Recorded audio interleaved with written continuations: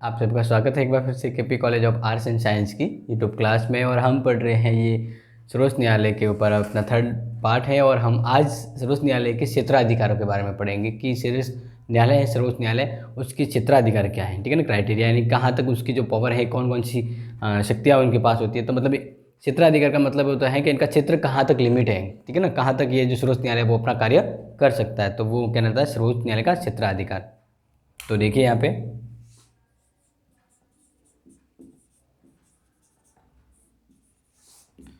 सर्वोच्च न्यायालय का क्षेत्राधिकार।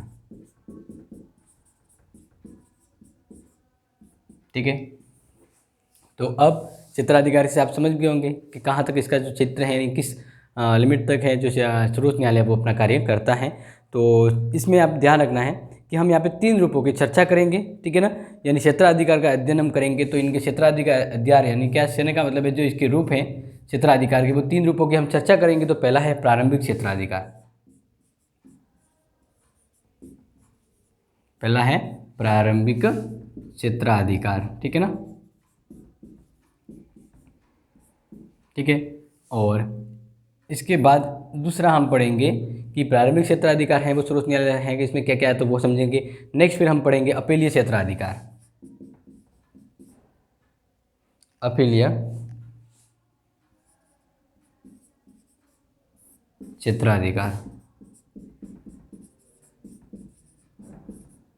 ठीक है, इसके बाद तीसरा जो अपना है क्षेत्राधिकार वो हम पढ़ेंगे यहाँ पे परामर्शदात्री क्षेत्राधिकार। जो परामर्श देने का कार्य होता है वो परामर्शदात्री क्षेत्राधिकार। ठीक है, तो ये हम यहाँ पे पढ़ेंगे 3, और तीनों के बारे में इंपॉर्टेंट है क्योंकि एग्जाम में ये पूछा जाएगा कि सर्वोच्च न्यायालय के क्षेत्राधिकार कौन कौन से हैं। ठीक है ना, तो ये सर्वोच्च न्यायालय के क्षेत्राधिकार के बारे में आप सबको अच्छे से क्लियर याद होना चाहिए क्योंकि ये एग्जाम में पूछा जाता है। तो हम सबसे पहले पढ़ेंगे प्रारंभिक क्षेत्राधिकार क्या होता है, सर्वोच्च न्यायालय का प्रारंभिक क्षेत्राधिकार। ठीक है, तो देखिए प्रारंभिक क्षेत्राधिकार में भी हम 2 तरह की व्यवस्थाओं को देखते हैं, वो ध्यान रखना। प्रारंभिक क्षेत्र, इसमें प्रारंभिक एकमेव क्षेत्राधिकार होता है। एक तो क्या होता है, इसके भी, इसका हम 2 रूप देखते हैं यहाँ पे। ठीक है ना, इसके भी 2 रूप होंगे। एक तो हम देखेंगे यहाँ पे क का यहाँ पे हम यानी 2 पार्ट है। इस 2 पार्ट में हम देखें प्रारंभिक एकमेव क्षेत्राधिकार, प्रारंभिक एकमेव क्षेत्राधिकार। ठीक है ना, प्रारंभिक एकमेव क्षेत्राधिकार। और दूसरा हम यहाँ पे पढ़ेंगे समवर्ती प्रारंभिक क्षेत्राधिकार।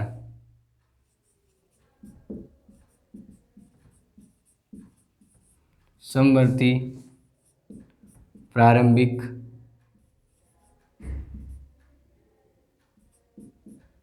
क्षेत्राधिकार। ठीक है, तो इस तरह से आपको क्लियरली पूरा ही समझा रहा हूँ ताकि एग्जाम में आप जब बड़ा प्रश्न आएगा तो आराम से लिख सकते हैं कि प्रारंभिक क्षेत्राधिकार। इसमें आप जो ध्यान रखना क और ख। क का मतलब यहाँ पे है कि प्रारंभिक, एक तो यानी ये जो अपने प्रारंभिक क्षेत्राधिकार ये भी 2 तरह का होता है। एक होता है प्रारंभिक एकमेव क्षेत्राधिकार, दूसरा है समवर्ती प्रारंभिक क्षेत्राधिकार। तो अब यहाँ पे देखना है प्रारंभिक एकमेव क्षेत्राधिकार सबसे पहले क्या है, तो इसके बारे में देखें कि इसके बारे में दुर्गादास बसु का कहना है कि यदि हमारा संविधान एक संधि या समझौते के रूप में नहीं है, फिर भी हमारा संविधान है वो संधि या समझौते का परिणाम नहीं है, फिर भी संघ और राज्यों के बीच व्यवस्थापिका कार्यपालिका संबंधी अधिकारों का विभाजन किया गया है। तो अब यहाँ पे सबसे इंपॉर्टेंट चीज़ जो आ जाती है वो आप यहाँ पे ध्यान रखेंगे। अनुच्छेद 31 के अनुसार संघ और राज्य या राज्यों के बीच न्यायिक विवादों के निर्णय का प्रारंभिक तथा एकमेव क्षेत्राधिकार है वह न्यायालय को सौंपा गया है। तो बहुत बहुत इंपॉर्टेंट हो जाता है ये अनुच्छेद। अब ध्यान रखेंगे अनुच्छेद 131। अब इसमें क्या व्यवस्था की गई है तो वो ध्यान रखना। इसमें कहा गया है कि संघ एवं राज्यों के विवादों का निपटारा कहने का मतलब निपटाएगा कौन, यहाँ पे ध्यान रखना। विवादों का निपटारा किसके द्वारा किया जाएगा, निपटारा है वो किया जाएगा सर्वोच्च न्यायालय के द्वारा। किसके द्वारा? सर्वोच्च न्यायालय। तो इस तरह से जब भी संघ और राज्यों के बीच में कोई झगड़ा है, संघ और राज्यों के बीच में, ध्यान रखना, संघ और राज्यों के बीच में अगर कोई झगड़ा है, कोई विवाद है, तो इसके लिए जो निपटारा है, विवादों का निपटारा सिर्फ और सिर्फ सर्वोच्च न्यायालय में किया जा सकता है। तो यही कहलाता है प्रारंभिक क्षेत्राधिकार में एकमेव क्षेत्राधिकार, अनुच्छेद 131 131। समझ में आ गया?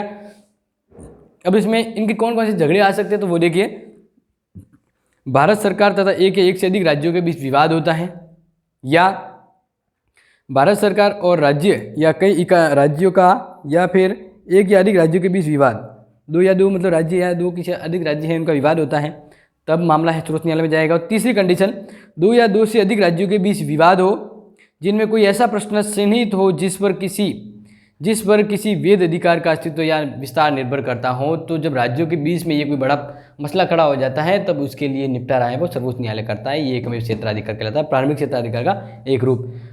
अब इसमें देखें समवर्ती क्षेत्राधिकार। समवर्ती क्षेत्राधिकार क्या है, इसको ध्यान रखेंगे। तो देखें, समवर्ती क्षेत्राधिकार का मतलब है कि संविधान द्वारा प्रदत्त मौलिक अधिकार को लागू करने के संबंध में सर्वोच्च न्यायालय के साथ साथ उस न्यायालय को भी अधिकार दिए गए हैं मौलिक अधिकार को लागू करने के लिए। और संविधान के अनुच्छेद 32 फर्स्ट में विशेष रूप से सर्वोच्च न्यायालय को उत्तरदायी ठहराया गया है कि वह मौलिक अधिकारों की लागू करने के लिए समुचित व्यवस्था करेगा।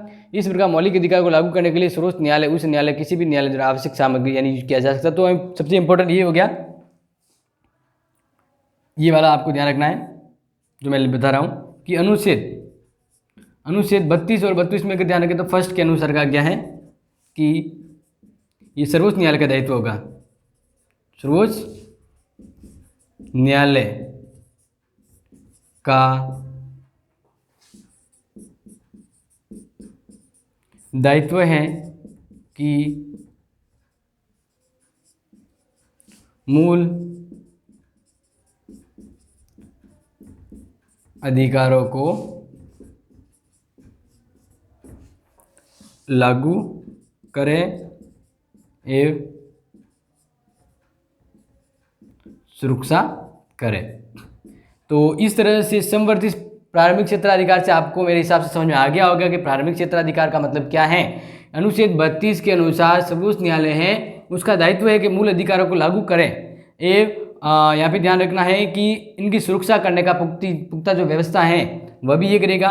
और इसी तरह उच्च न्यायालय की भी बात की गई है कि उच्च जो न्यायालय है, ठीक है ना, उच्च न्यायालय को 226 के अनुसार मूल अधिकारों का रक्षक की व्यवस्था की गई है।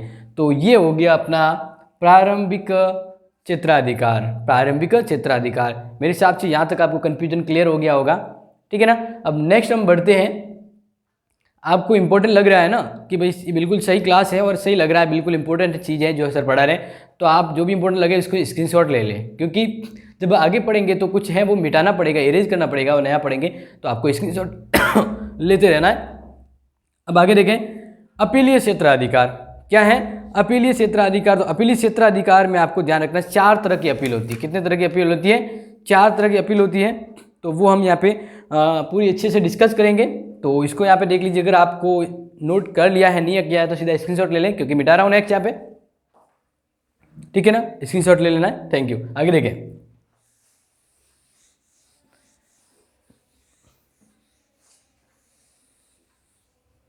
तो अब देखिए मैं जो यहाँ पे बता रहा हूँ वो ये है कि अपीलीय क्षेत्राधिकार अपील करने का, यानी ये एक तरह से आपको समझना है। अपीलीय क्षेत्राधिकार का मतलब होता है कि कोई ऐसी व्यवस्था या ऐसे मामले जिस पर सीधा हम अपील सर्वोच्च न्यायालय में कर सकते हैं, अपने उच्च न्यायालय में जाने की जरूरत नहीं। ऐसा कोई मामला, कोई गतिविधि होती है तो हम सर्वोच्च न्यायालय में सीधा जा सकते हैं, तो वो है अपीलीय क्षेत्राधिकार। अब ये किस तरह की अपील होती है, तो यहाँ पे देखिए, अपीलीय क्षेत्राधिकार के बारे में सर्वोच्च न्यायालय के प्रारंभिक क्षेत्राधिकार के साथ संविधान ने अपीलीय क्षेत्राधिकार भी दिया है। और अपीलीय क्षेत्राधिकार के बारे में आपको ध्यान रखना है कि सर्वोच्च न्यायालय ने अपीलीय क्षेत्राधिकार को निम्नलिखित 4 वर्गों में विभाजित किया गया, यानी कोई भी मामला है इसके विरुद्ध आप सर्वोच्च न्यायालय वो सीधा अपील सुनने को तैयार है। आप हाईकोर्ट में नहीं भी जाए, ऐसे कुछ मामले तो आप सीधे हाईकोर्ट के बजाय सुप्रीम कोर्ट जा सकते हैं। तो ये 4 तरह की है, तो ध्यान रखेंगे यहाँ पे, क्योंकि हम स्टेप बाय स्टेप क्लियर करते जाएंगे ये। और एग्जाम में ध्यान रखना, ये वीडियो बहुत इंपॉर्टेंट वाला है, क्योंकि इससे आपके डाउट है वो क्लियर हो जाएंगे। तो देखिए, पहला है अपीलीय क्षेत्राधिकार में संवैधानिक, क्या है, संवैधानिक। तो संवैधानिक है। अब इसके लिए आप ध्यान रखेंगे अनुच्छेद 132 कितना है 132, ये आप ध्यान रखना, अनुच्छेद 132 आप ध्यान रखेंगे, अनुच्छेद 132। अब देखिए संविधान के अनुच्छेद 132 में यदि उच्च न्यायालय यह प्रमाणित कर दे कि विवाद में संविधान की व्याख्या संबंधी कोई सार में प्रश्न अंतर्ग्रस्त है तो उच्च न्यायालय के निर्णय की अपील सर्वोच्च न्यायालय में की जा सकती है। यदि राज्य की उच्च न्यायालय ऐसा प्रमाणित कर देना अस्वीकार है तो सर्वोच्च न्यायालय को यह अधिकार है कि वह ऐसी अपील की अनुमति प्रदान करे यदि उसको विश्वास है कि विषय में संविधान की व्याख्या से संबंधित ऐसा कोई मामला है। तो अनुच्छेद 132 के अधीन ये व्यवस्था बिल्कुल सही है। उच्च न्यायालय ने उसका उत्तर हाँ में दिया है तो इसके फलस्वरूप न्यायालय संविधान का अंतिम रक्षक और व्याख्याकर्ता बन जाता है। तो इसके अनुसार ध्यान रखना है, जो यहाँ पे शॉर्ट में समझा रहा हूँ कि यानी ऐसा कोई मसला, ठीक है ना, जिस मसले पर या विवाद में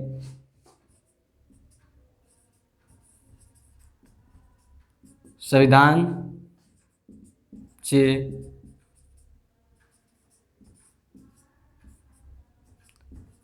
तर्क हैं।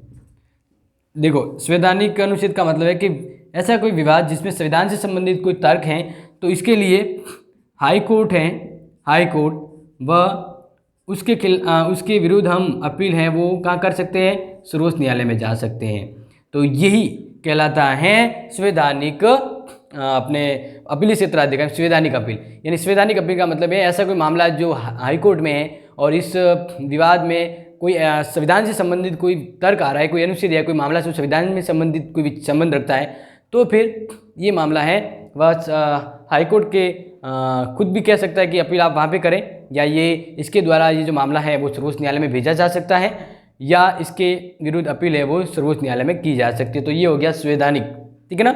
आपको ध्यान रखना है संवैधानिक अपील ये अधिकार है वो सर्वोच्च न्यायालय को है। दूसरा है दीवानी, मैं तेरी दीवानी।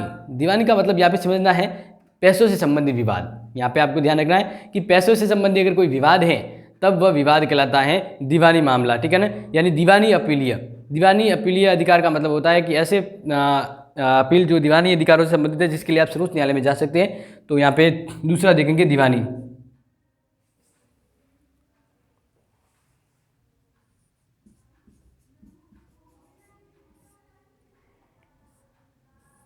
ठीक है ना। अब दीवानी में किस तरह की अपील होती है तो आप देखें यहाँ पे गौर से सुने।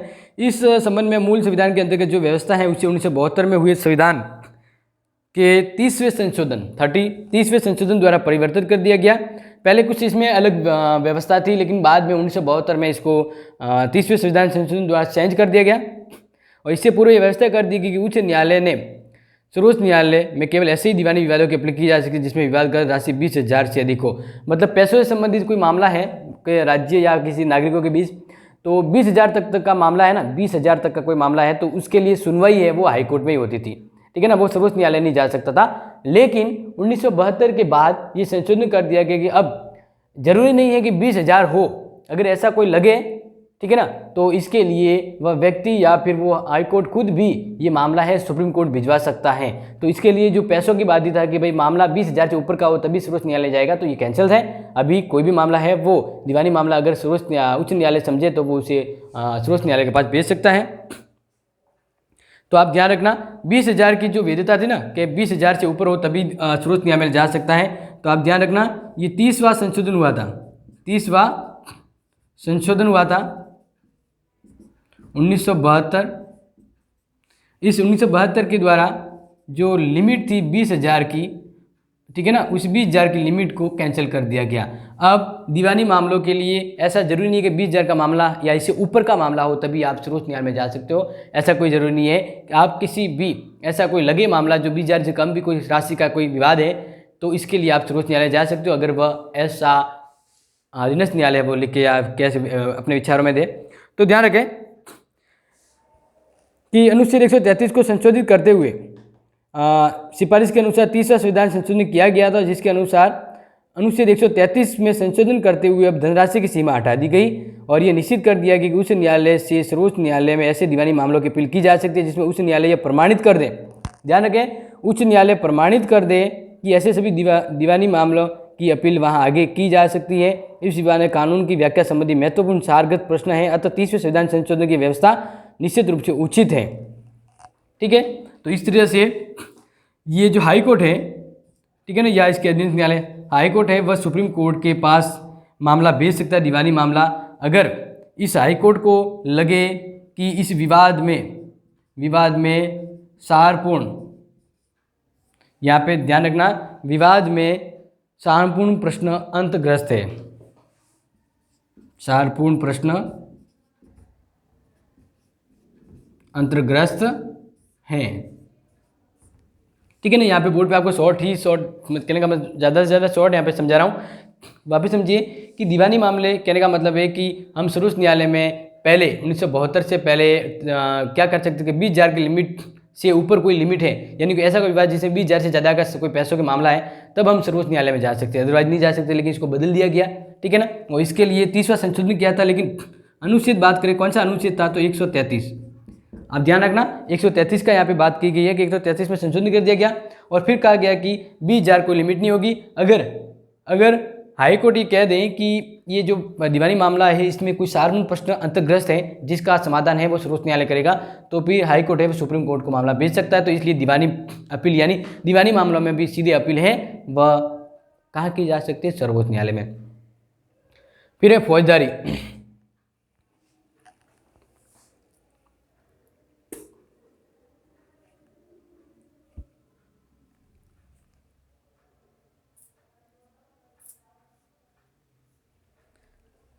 फौजदारी के बारे में आपको ध्यान रखना है कि लड़ाई मारपीट वगैरह है इसके संबंध में, तो इसके संबंध में क्या व्यवस्था देखिए कि हम सर्वोच्च न्यायालय जाएं।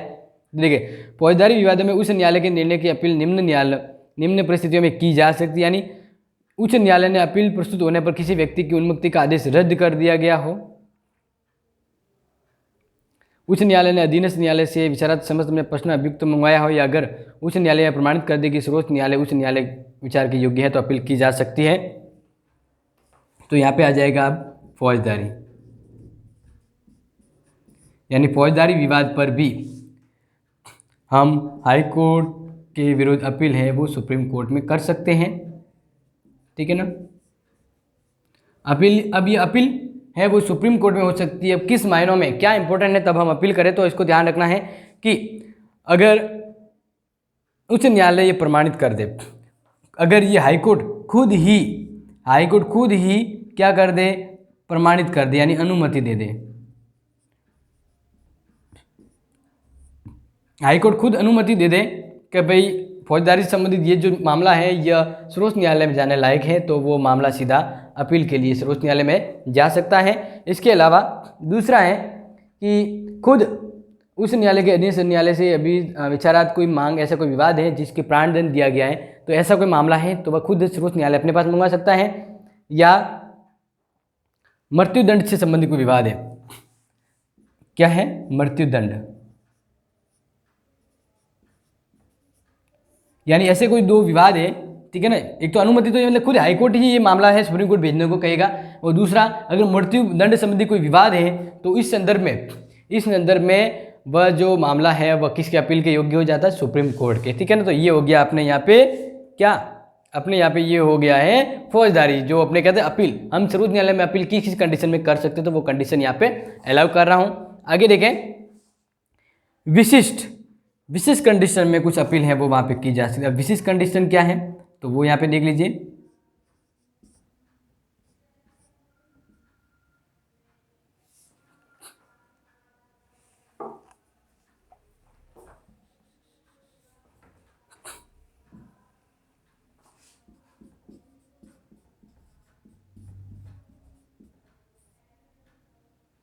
विशिष्ट परिस्थितियाँ, ऐसी कोई परिस्थितियाँ जिसके अकॉर्डिंग हम सीधा कहाँ अपील या सुनवाई के लिए जा सकते हैं सर्वोच्च न्यायालय में, तो ऐसी कंडीशन क्या है, तो देखिए संविधान के अनुच्छेद 132 से 134 में उस न्यायालय के निर्णय के विरुद्ध सर्वोच्च न्यायालय में अपील की जा सकती है। लेकिन फिर भी कुछ ऐसे मामले भी हो सकते हैं जो उपयुक्त श्रेणी में नहीं आते, लेकिन इनमें सर्वोच्च न्यायालय का आवश्यक हो जाता है। तो अनुच्छेद 136 द्वारा साधारण कानून से भिन्न अपील विशिष्ट न्यायालय में कर सकते हैं, यानी अनुच्छेद 136, आप इस चीज़ को ध्यान रखें।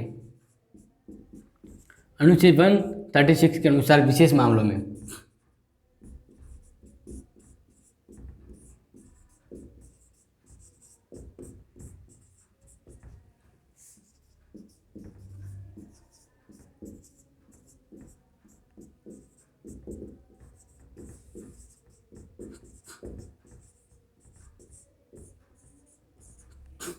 समझ में आ रहा है ना। अनुच्छेद 136 के अनुसार कुछ ऐसे विशिष्ट मामले हैं जिनके लिए सीधी अपील है वह सुप्रीम कोर्ट में की जा सकती है, तो ये चीज़ें आपको ध्यान रखना है।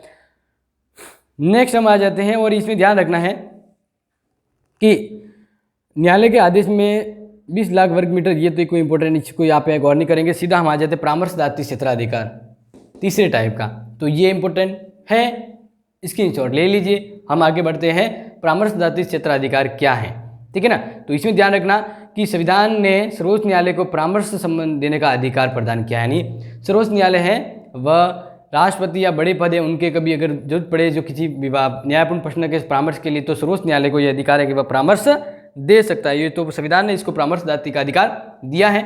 तो अनुच्छेद 143 के अनुसार आप ध्यान रखें, अनुच्छेद 143 के अनुसार कभी भी राष्ट्रपति को प्रतीत हो जाए कि विधि या तथ्य का कोई ऐसा प्रश्न पैदा हुआ जो सार्वजनिक महत्व का, अगर राष्ट्रपति को ऐसा फील हो जाए तो वह उक्त प्रश्न पर सर्वोच्च न्यायालय का परामर्श मांग सकता है, ठीक है ना। तो यहाँ पे ये है 143 के अनुसार राष्ट्रपति परामर्श मांग सकता है। क्या परामर्श किनसे मांग सकता है? परामर्श सुप्रीम कोर्ट से। राष्ट्रपति सुप्रीम कोर्ट से परामर्श मांग सकता है और ये परामर्श देने का जो अधिकार है, परामर्श देने का अधिकार, ये अधिकार ही क्या कहलाता है? परामर्शदात्री क्षेत्राधिकार। यानी अनुच्छेद 143 के अनुसार राष्ट्रपति को जब कभी कन्फ्यूजन हो किसी विचार या किसी विधि प्रमाण क्षेत्र पर, या ऐसा कोई मामला आ जाए जिसमें न्यायपूर्ण कोई निर्णय देना हो, तब राष्ट्रपति है अनुच्छेद 143 के अनुसार सुप्रीम कोर्ट के न्यायाधीशों से परामर्श मांग सकता है। तो ये परामर्शदात्री क्षेत्राधिकार हो जाता है। लेकिन इस पर संवैधानिक दृष्टि से कोई बाध्यता नहीं है कि उसे परामर्श देना ही पड़ेगा। लेकिन ये परामर्श, यहाँ पे ध्यान रखना, बाध्यता नहीं है, ये वेरी इंपॉर्टेंट, बाध्यता नहीं है। मतलब राष्ट्रपति ने किसी मसले पर परामर्श मांगा है सुप्रीम कोर्ट से, तो सुप्रीम कोर्ट की इच्छा है कि वह परामर्श दे सकता है, तो सुप्रीम कोर्ट को बाध्य नहीं किया जा सकता, सुप्रीम कोर्ट को परामर्श देने के लिए बाध्य नहीं किया जा सकता। ये वेरी इंपॉर्टेंट है, इस चीज़ को आप ध्यान रखें। नेक्स्ट देखें, यहाँ पे जो हम बात करें वो है अनुच्छेद 143 खंड 2 में राष्ट्रपति को अधिकार है कि वह संविधान के लागू होने से पूर्व किसी संधि, समझौते आदि संबंध उठे विवादों को उच्च न्यायालय के पास उसकी संपत्ति जानने के लिए भेज सकता है। तो ऐसे विवाद जब हो तो ये व्यवस्था यहाँ पे सामने आ जाती है। जब राष्ट्रपति को जरूरत पड़े तो वो सुझाव मांग सकता है, लेकिन यहाँ पे सर्वोच्च न्यायालय बाध्य नहीं है। किसी विशेष मामले में सर्वोच्च न्यायालय राष्ट्रपति को परामर्श देने से इनकार भी कर सकता है। ऐसा कोई लगे जैसे सांप्रदायिक धर्म से लेकर कोई विवाद हो तो राष्ट्रपति को परामर्श नहीं दे सकता है, ये बात यहाँ पे इनकी इच्छा चलेगी। सर्वोच्च न्यायालय का परामर्श संबंधी क्षेत्राधिकार मुकदमेबाजी को रोकने, उसे काफ़ी हद तक कम करने में सहायक होता है, तो ये ध्यान रखना है। तो इस संबंध में भारत की व्यवस्था ब्रिटेन और कनाडा आदि देशों के अनुरूप है, जो ये हम फॉलो करें। तो मेरे हिसाब से आपको ये वाला समझ में आ गया होगा कि उस सर्वोच्च न्यायालय के क्षेत्राधिकार कौन कौन से हैं, ठीक है ना। तो हम आगे बढ़ते हैं और आगे आपको ध्यान रखना है कि न्यायालय की स्वतंत्रता, न्यायालय की स्वतंत्रता क्यों जरूरी है और क्यों किस लिए आवश्यक है, तो हम इसको यहाँ पे देखें। ये आपको इम्पोर्टेंट है तो स्क्रीनशॉट ले लीजिए। ओके, आगे देखिए आप।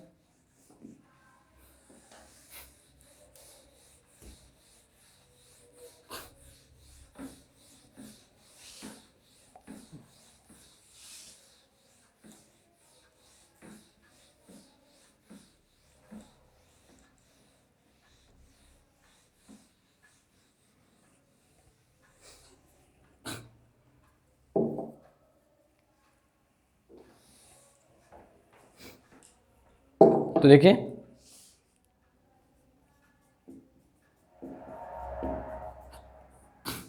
न्यायालय की स्वतंत्रता, न्यायालय की स्वतंत्रता, न्यायालय को कौन कौन सी स्वतंत्रता प्राप्त है, तो ध्यान रखें।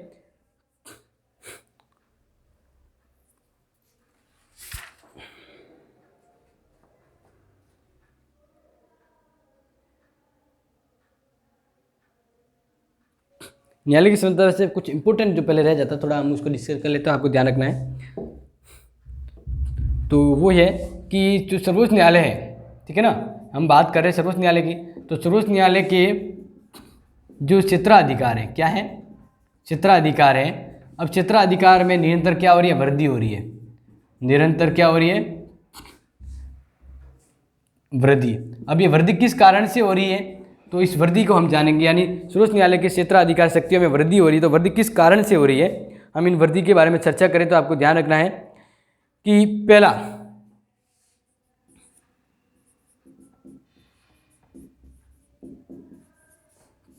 अभिलेख न्यायालय। ध्यान रखना, अभिलेख न्यायालय का मतलब होता है कि सर्वोच्च न्यायालय द्वारा जो फैसले दिए जाते हैं वह सभी अदालतों के लिए एक अभिलेख, एक साक्षी के रूप में होते हैं, और जब भी ऐसा कोई विवाद हो तो वे इनका सहारा लेते हैं। तो बस आपको ध्यान रखना,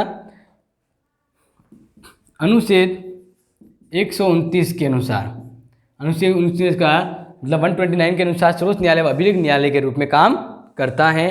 तो इस संदर्भ में आपको ध्यान रखना, इस न्यायालय के अभिलेख सब जगह साक्षी के रूप में स्वीकार किए जाएंगे। तो इसका मतलब ये होगा, इसके अभिलेख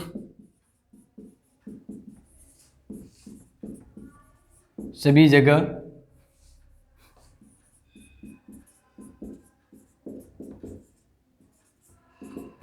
साक्षी माने जाएंगे। ठीक है ना, जो अभी मैंने जैसे बताया ना कि इसके फैसले है वह सब जगह सर्वोच्च रूप में माने जाएंगे, और जब भी ऐसा कोई विवाद हो तो इनका सहारा लिया जाता है। तो ये इसके अभिलेख न्यायालय कहा जाता है। दूसरा, इस न्यायालय के द्वारा न्यायालय अवमानना के लिए दंड दिया जा सकता है, यह प्रथम स्थिति में सर्वमान्य है, यानी अवमानना पर दंड।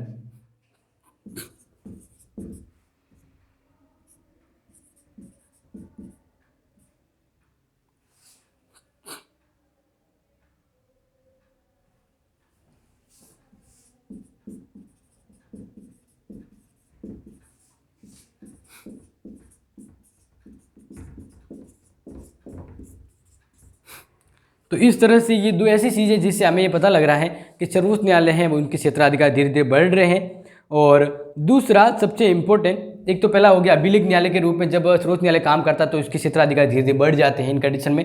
दूसरा जो पॉइंट है वो हम यहाँ पे देखें, मौलिक अधिकारों का रक्षक।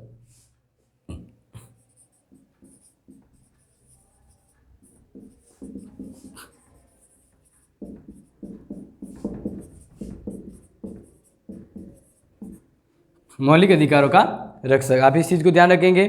तो मौलिक अधिकारों का रक्षक की व्यवस्था तो आपको मैंने पहले ही बता दी कि अनुच्छेद 32 फर्स्ट में मौलिक अधिकारों के रक्षक के बारे में संविधान को व्यवस्था की कि संविधान का रक्षक है, मौलिक अधिकार है के रूप में वो काम, यानी संविधान की रक्षा साथ साथ मूल अधिकार की रक्षा करने का दायित्व किसको दिया गया, अनुच्छेद 32 के द्वारा सर्वोच्च न्यायालय को।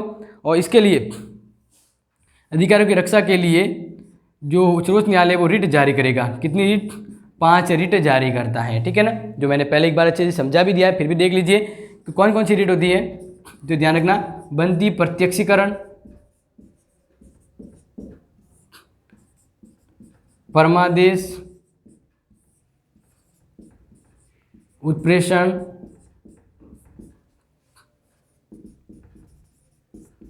अधिकार प्रशा, और एक और रह जाती है वह है प्रतिषेध। तो ये 5 रिट है वह सर्वोच्च न्यायालय द्वारा जारी की जाती है अनुच्छेद 32 के द्वारा। इसके तहत मूल अधिकारों की रक्षा होती है। तब इस तरह जब मूल अधिकारों की रक्षा करते समय जो सर्वोच्च न्यायालय उसके क्षेत्र है धीरे धीरे बढ़ते जा रहे हैं। और नेक्स्ट है जो बढ़ना, तीसरा एक पॉइंट वो है जनहित याचिका। ये प्रश्न आया हुआ है, जनहित याचिका। अब ये क्या है, ये आप इस चीज़ को ध्यान रखेंगे क्योंकि ये प्रश्न पहले एक बार 2 बार आया हुआ है। और जनहित याचिका को ही हम एक दूसरा नाम देते हैं, वो ध्यान रखना है। दूसरा नाम क्या है, न्यायिक सक्रियता। क्या है, न्यायिक सक्रियता। जनहित याचिका भी कह सकते हैं या हम इसको कह सकते हैं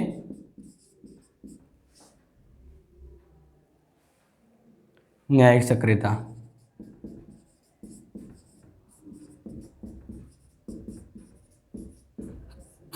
यानी जो न्यायालय है वह पहले से ज़्यादा एक्टिव हो गया है। कहने का मतलब है कि पहले कोई व्यक्ति जिसको प्रॉब्लम है तो खुद न्यायालय में आता था और इसके खिलाफ सुनवाई, मतलब उसके लिए वो अपील करता तभी सुनवाई होती थी।